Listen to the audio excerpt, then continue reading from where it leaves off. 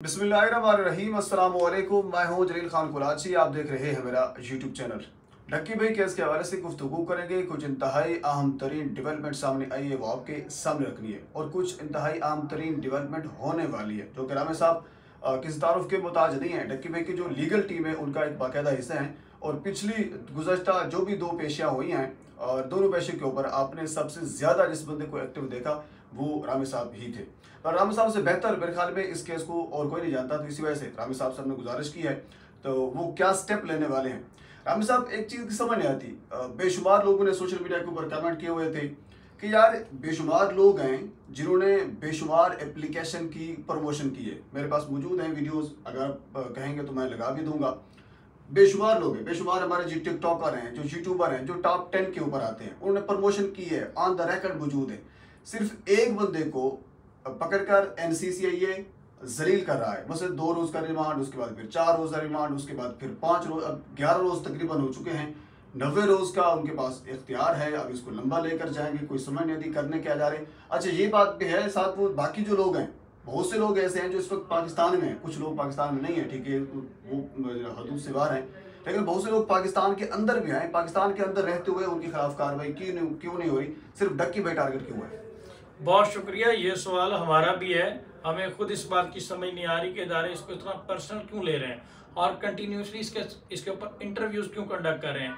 बहरहाल इस हवाले से मैंने आपको बताया कि ये आर्टिकल 4, 9, 10, 10A और 25 of the constitution of Pakistan की जो वायलेशन है। 4 ये कहता है there will be no discrimination, सब जो लोग हैं उनको इक्वली ट्रीट किया जाएगा। 9 10 कहता है safeguard as to illegal arrest and detention. 10 ये कहता है राइट ऑफ फेयर ट्रायल। ये सारे के सारे राइट जो हैं वो वायलेट हो रहे हैं। इस हवाले से अब ऑनरेबल कोर्ट में, हम हाई कोर्ट में एक पटिशन फाइल करने जा रहे हैं कि ये इलीगल रिमांड को जो है वो ख़त्म किया जाए, और ये जो पर्सनल बुनियादों पर जाकर टारगेट किया जा रहा है उसके हवाले से जो है वो उस मामले को जो है वो लगाम डाली जाए। सर, आपके ज़रिए से बात, ताल्लुकात भी हैं, आपके सोर्सेज भी हैं, मीडिया में भी हैं, वकला में आप माशाल्लाह वैसे अच्छा एक अपना मकाम रखते हैं। आप क्या समझते हैं कि ये पर्सनल बुनियादों के ऊपर टारगेट क्यों किया जा रहा है? ये तो सब जानते हैं कि किया जा रहा है, सवाल ये है कि क्यों किया जा रहा है। देखिए, आप भी जर्नलिस्ट हैं, इन सारे मामला को समझते हैं। आप मेरे मुंह से क्यों गलवाना चाहते हैं? क्यों आप मेरा नाम ECL में डलवाना चाहते हैं?